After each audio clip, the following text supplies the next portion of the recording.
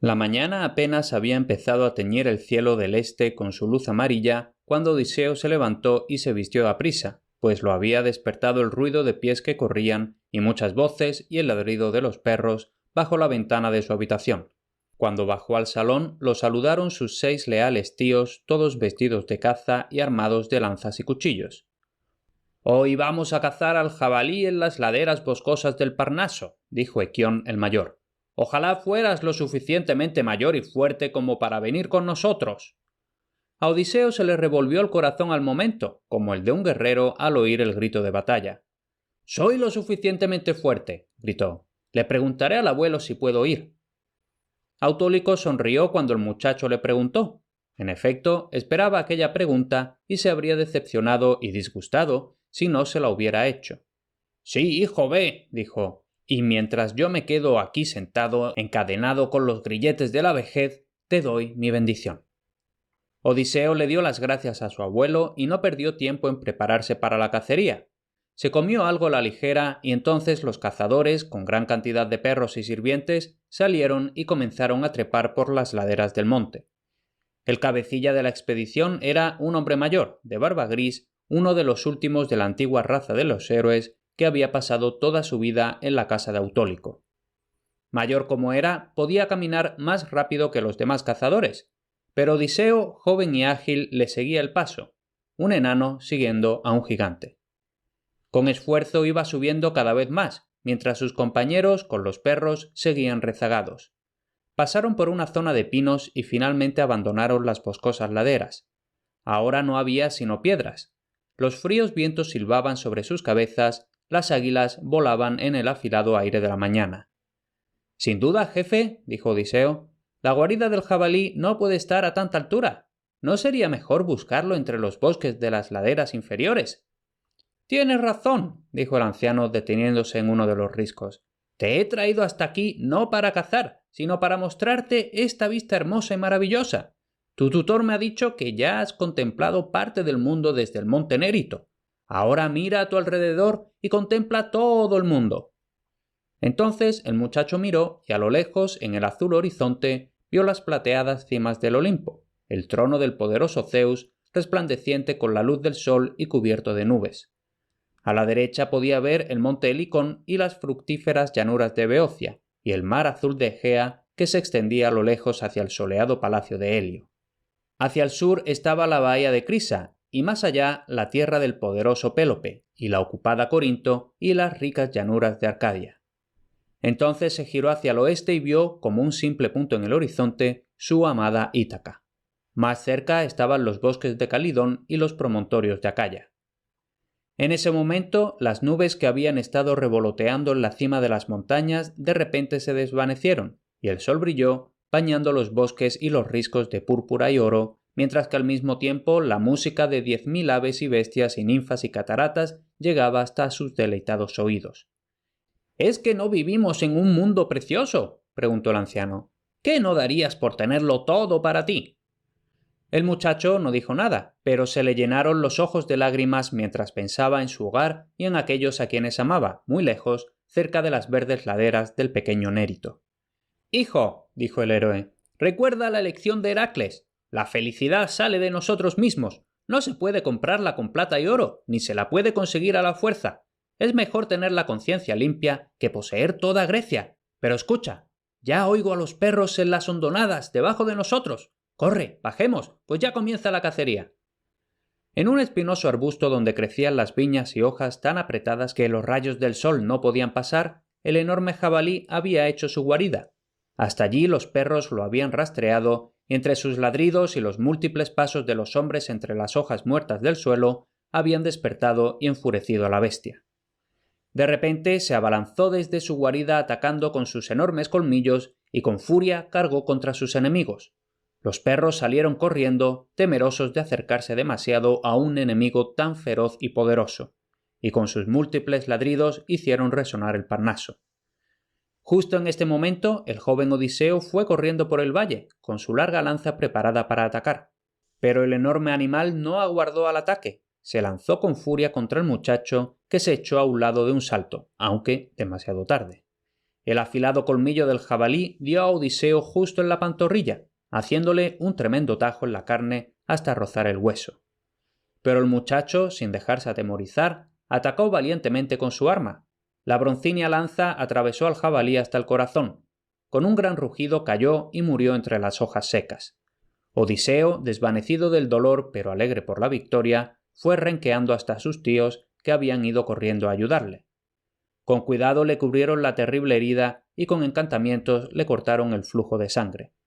Entonces, en una camilla hecha de viñas y ramas, lo llevaron hasta el amplio palacio del viejo Autólico, y los hombres y niños, tras desollar a la horripilante bestia, llevaron la cabeza y erizada piel y las colocaron como trofeos en la entrada. Durante muchos días Odiseo quedó postrado en la cama con grandes dolores, pero sus amables familiares y su tutor Femio lo cuidaron, y cuando el dolor hubo pasado y comenzó a recuperarse, se iba junto a su abuelo, se tumbaba en las pieles de oso y escuchaba los relatos de sus días pasados cuando la antigua raza de los héroes caminaba por la tierra. «Cuando era joven», dijo el rey una tarde en la que estaban sentados a la luz de las brasas, «cuando era mucho más joven que ahora, tuve la fortuna de participar en la mayor cacería de un jabalí que se haya conocido nunca». La historia de la cacería de Calidón. En aquella época, en Calidón, había un gran rey llamado Eneo, y la verdad es que no sé si todavía está vivo. Eneo tenía gran cantidad de viñedos y árboles frutales, y ningún otro hombre en toda Etolia era más feliz y dichoso que él. Se había casado pronto con la princesa Altea, la más hermosa de las muchachas de Acarnania, y tuvieron un apuesto hijo, al que llamaron Meleagro. Cuando Meleagro tenía solo un día, su padre lo cogió en brazos y rogó a Zeus y a los poderes supremos: «Conceded, padre Zeus y todos los inmortales, que mi hijo sea el más poderoso de los hombres de Grecia, y haced que cuando vean sus valerosas hazañas, todos sus conciudadanos digan: mirad, este joven es aún más grande que su padre», y todos estarán de acuerdo en considerarlo su rey. Entonces su madre Altea, con lágrimas de alegría, le rezó a Palas Atenea para que el niño creciera y fuera puro y amable, la esperanza y el orgullo de sus padres y su bastón en sus años de vejez. Apenas había terminado aquellas plegarias cuando aparecieron en la habitación las 3 infalibles moiras que hilan los destinos de los hombres. Vestidas de blanco y con guirnaldas, estuvieron junto al bebé, y con sus dedos divisaron el hilo de su vida. La triste Cloto sostenía la dorada rueca en la mano y hacía girar el delicado hilo. Láquesis, ahora triste, ahora con esperanza, con sus largos dedos blancos sostenía un reloj de arena y dijo: «Es suficiente». Y Átropo, ciega y despiadada como es siempre el futuro, estaba allí de pie, con sus crueles tijeras, para cortar el hilo en 2. Ajetreada y en silencio hilaba Cloto, y el hilo dorado, fino como el de una telaraña, pero hermoso como un rayo de sol, se hacía más largo y dorado entre sus habilidosos dedos. Entonces Láquesis gritó: «¡Ya está terminado!». Pero Átropo ocultó las tijeras bajo su manto y dijo: «Nada de eso. Mirad, hay un tizón ardiendo en la chimenea. Esperad hasta que se haya consumido por completo y solo queden sus cenizas, y entonces cortaré el hilo de la vida de este niño. Sigue hilando, querida Cloto». Entonces, a toda prisa, Altea agarró el ardiente tizón de la chimenea y sofocó la llama en un tiesto de agua. Y cuando se aseguró de que no quedaba ni una chispa, lo guardó en un robusto cofre donde nadie pudiera encontrarlo.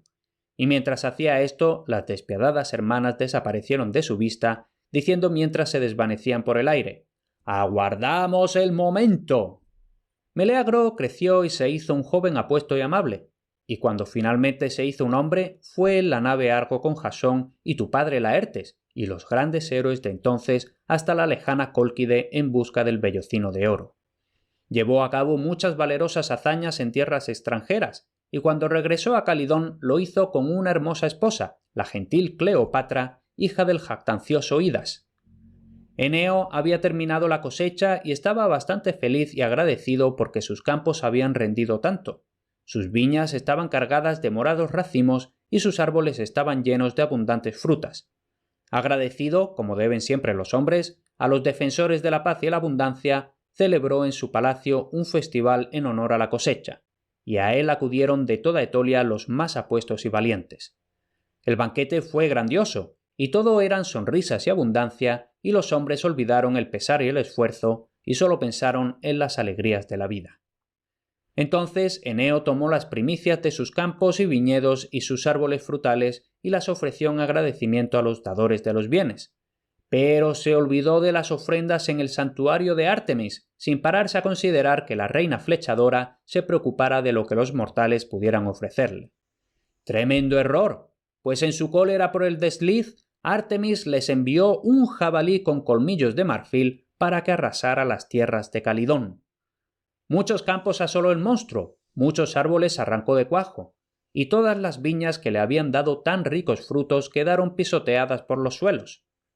Con gran aflicción, Eneo y los caudillos de Etolia no sabían qué hacer, pues no eran capaces de matar a la feroz bestia que con sus terribles colmillos había aniquilado ya a tantos expertos cazadores. Entonces el joven Meleagro habló: «Reuniré a los héroes de Grecia y daremos caza al jabalí en los bosques de Calidón». Y así, a la llamada de Meleagro, acudieron los guerreros de todas las regiones para unirse a la cacería del feroz jabalí. Entre ellos estaban Cástor y Pólux, los gemelos de Lacedemonia, y el jactancioso Idas, el suegro de Meleagro, desde Mesenia, y el poderoso Jasón, capitán de la Argo, y Atalanta, la veloz hija de Yaso de Arcadia, y muchos cazadores de Acarnania liderados por los hijos de Testio, los hermanos de Altea. Y lo mismo yo, Autólico, aunque entonces hicieron burla de que se me daba mejor llevarme a los animales mansos que cazar a los salvajes. Durante 9 días estuvimos de fiesta en el palacio de Eneo, y cada día poníamos a prueba nuestra habilidad con arco y flecha y la fuerza de nuestras afiladas lanzas. Al 10º día sonaron las trompetas, y los perros y los cazadores se reunieron en el patio del rey ansiosos por emprender la caza. Pero un hombre soberbio, de nombre Cefeo, de Arcadia, al ver a la hermosa Atalanta preparada para la cacería, se apartó con desdén y dijo: «En mi país no es costumbre que los héroes vayan a la batalla o de caza junto a las mujeres. El sitio de las mujeres está en la casa. Sus armas son la rueca y la aguja. Su deber es practicar las virtudes de la casa. Si permitís que esta joven se una a la caza, entonces yo me iré de vuelta a casa y buscaré por las tierras de Arcadia aventuras dignas de los hombres». Al punto, Meleagro le respondió con enfado: «En la tierra de Arcadia, según tengo entendido, las hazañas consideradas más dignas de hombres son vigilar a los rebaños y tocar la flauta. Es el miedo, no el coraje, lo que hace que busques una excusa para abandonar la cacería del jabalí antes incluso de su comienzo. Tienes miedo de la bestia, y aún más de la doncella Atalanta, no vaya a ser que demuestre más habilidad que tú. ¿Has oído que cuando era solo un bebé fue abandonada a su suerte en la colina Partenia y habría muerto de no ser por la osa que la cuidó hasta que unos cazadores la rescataron? ¿Has oído que ya de mayor nadie, salvo Artemis, la diosa arquera, puede disparar mejor que ella? ¿Has oído hablar de sus hazañas en la nave Argo, cuando navegamos con Jasón, nuestro capitán, hacia los confines de la tierra y trajimos a Grecia el vellocino de oro? ¿Has oído cómo, con sus propias flechas, aniquiló a los bestiales centauros Reco e Ileo, porque trataron de someterla a su sucia voluntad? Todo esto lo has oído sin duda, y tienes miedo de ir ante el peligro en compañía de alguien tan superior a ti. Vete pues con tus ovejas a Arcadia, nadie te echará de menos». Entonces Cefeo se puso colorado, más de vergüenza que de furia, y dijo: «Iré con vosotros al bosque, que no pueda acusarme nunca nadie de ser un cobarde». Salimos de la ciudad unos 100 cazadores e incontables perros. Pasamos por los campos y vergeles arrasados por la fiera, y Atalanta, con su aguzada vista y ágiles pies, sus largos cabellos ondeando al viento tras ella, iba a la cabeza de los demás. No pasó mucho hasta que en una hondonada estrecha donde una vez había habido viñas y árboles, hicimos salir a la bestia de su guarida. Al principio corría, seguida de cerca por los perros. Entonces, de repente, encaró a sus enemigos y con sus afilados colmillos y ojos inyectados de sangre cargó furiosamente contra ellos. A unos cuantos perros los mató en un momento, y Cefeo se lanzó contra el jabalí, pero éste lo despedazó en un instante. El valeroso Peleo de Ftía trató de alcanzarlo con una flecha, pero el tiro era muy corto y dio en su amigo Euritión de pleno en el pecho, y lo dejó muerto en el suelo. Entonces la veloz Atalanta, echándose hacia adelante, golpeó a la bestia con su lanza. El jabalí detuvo su furiosa matanza, y Anfiarao, el héroe profeta de Argos, disparando una veloz flecha, le dio en uno de los ojos. Terribles eran los gritos del monstruo herido, que cegado y sangrando trataba de cargar contra los cazadores. Pero Meleagro, con una infalible estocada, le atravesó el corazón, y la bestia cayó revolcándose en su propia sangre. Gran gozo llenó el corazón de los calidonios cuando vieron al azote de su tierra muerto en el suelo. Aprisa desollaron al monstruo y los héroes que habían participado en la cacería repartieron la carne entre ellos, pero la cabeza y la piel se la dieron a Meleagro. «Este trofeo no me pertenece a mí», dijo el héroe, «sino a Atalanta, la veloz cazadora, pues ella fue la que infligió la primera herida, y a ella, aun siendo mujer, corresponde todo honor y el premio». Con estas palabras hizo entrega de la cabeza y la piel a la joven cazadora, poniéndolas a sus pies.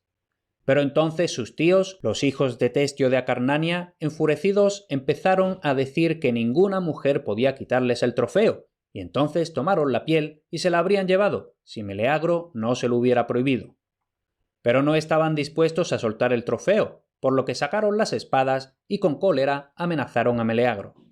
El corazón del héroe se le inflamó en el pecho y no se acobardó. Hubo un forcejeo entre los tíos y el sobrino, y los hijos de Testio acabaron sangrando en el suelo, mientras el vencedor volvió a coger la piel del jabalí y la puso por segunda vez a los pies de Atalanta. La cazadora tomó el premio y se lo llevó para adornar el palacio de su padre en la agradable tierra de Arcadia. Y los héroes, cuando se hubieron banqueteado otros 9 días con el rey Eneo, regresaron cada uno a su casa. Pero los corazones de los acarnanios estaban llenos de rencor contra Meleagro, a causa de la muerte de los hijos de Testio y por no haberles dado ninguna parte del jabalí. Reunieron a sus caudillos y a sus valerosos guerreros y le hicieron la guerra al rey Eneo y a Meleagro. Hubo muchas batallas en los alrededores de Calidón y en las colinas etolias. Aun así, mientras Meleagro liderara a sus guerreros a la batalla, los de Acarnania no podrían vencer. La reina Altea, llena de pena por la prematura muerte de su hermano, olvidó incluso el amor por su hijo y rezó por la victoria de sus parientes de Acarnania sobre su hijo Meleagro. Se arrodilló sobre la fría tierra, golpeó el suelo con las manos y se echó algo de tierra por lo alto, y con amargas lágrimas invocó a Hades y a la severa Perséfone para que le cumplieran su venganza sobre Meleagro. Y justo mientras rezaba, las inmisericordes erinias, que se paseaban por la oscuridad, oyeron sus gritos y acudieron ante ella, obedientes a sus deseos. Cuando Meleagro se enteró de que su madre se había vuelto contra él, se retiró con aflicción a su hogar y buscó consuelo y paz con su esposa, la bella Cleopatra. Y ya no quería liderar a sus guerreros a la batalla contra Acarnania. Entonces el enemigo asedió la ciudad. Un temible tumulto se levantó alrededor de las puertas. Asaltaron las altas torres y por todas partes los calidonios fueron derrotados. Alzando las manos al cielo y con los ojos llenos de lágrimas, el rey Eneo y los ancianos de la ciudad fueron ante Meleagro y le rogaron que regresara a la batalla. Le ofrecieron ricos presentes. Le dijeron que eligiera para sí las tierras más fértiles de Calidón, pero él no les hacía caso. El fragor de la batalla se hacía más horrendo afuera de las puertas. Las torres se agitaban con los tremendos golpes de los asediadores. El viejo Eneo subió las escaleras con sus temblorosas piernas hasta la habitación apartada de su hijo y llorando le rogó que bajara para salvar la ciudad del fuego y el saqueo. Pero él se quedó callado y no fue. También lo intentaron sus hermanas y sus más leales amigos. «Vamos, Meleagro», le rogaban, «olvida tu congoja y piensa en nuestra necesidad. Auxilia a tu pueblo, o moriremos todos». Ninguno de estos ruegos lo conmovieron. Las puertas finalmente cayeron, el enemigo estaba dentro de las murallas y llegó hasta la misma torre donde estaba Meleagro. El destino de Calidón parecía sellado. Entonces llegó la hermosa Cleopatra y se arrodilló ante su marido, y le rogó que no negara el auxilio que solo él podía brindar.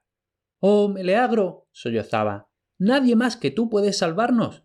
Te quedarás aquí sentado a ver tu ciudad reducida a cenizas, a tus amigos masacrados y a tu esposa y queridos hijos arrastrados desde su hogar y vendidos como esclavos».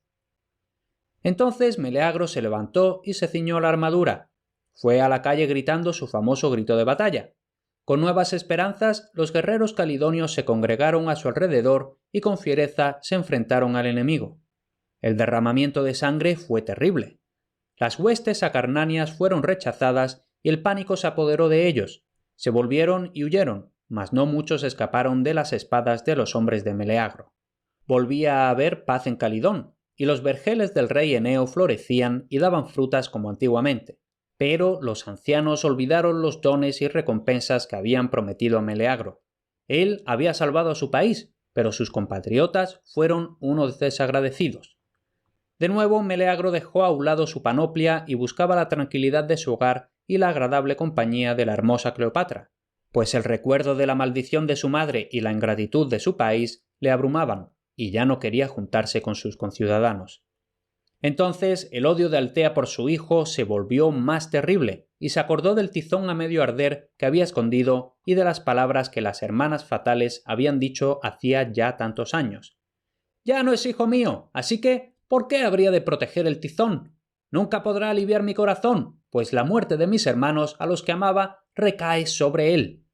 Y tomó el tizón medio carbonizado del lugar donde lo había escondido y lo arrojó de nuevo a las llamas. Y conforme ardía lentamente, así la vida se le iba yendo a Meleagro.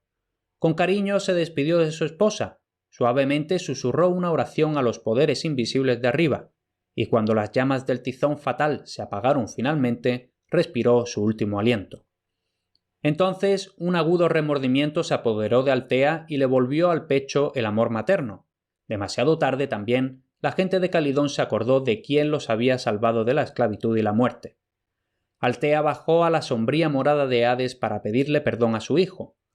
A Cleopatra se le partió el corazón, abrumado de pena, y su gentil espíritu se fue al mundo de las sombras para reencontrarse con su heroico esposo. Y las hermanas de Meleagro no encontraban consuelo, tan grande era su aflicción, y lloraban y se lamentaban día y noche, hasta que finalmente Artemis se apiadó y las transformó en las aves que los expertos llaman meleagrides. Echado en las pieles de oso a los pies de su abuelo y escuchando historias de este tipo, Odiseo pasó su convalecencia entretenido. La herida de la pantorrilla se le iba curando poco a poco, y cuando finalmente pudo volver a andar, una cicatriz blanca tan larga y ancha como un dedo era el testigo de la historia del combate con el feroz jabalí.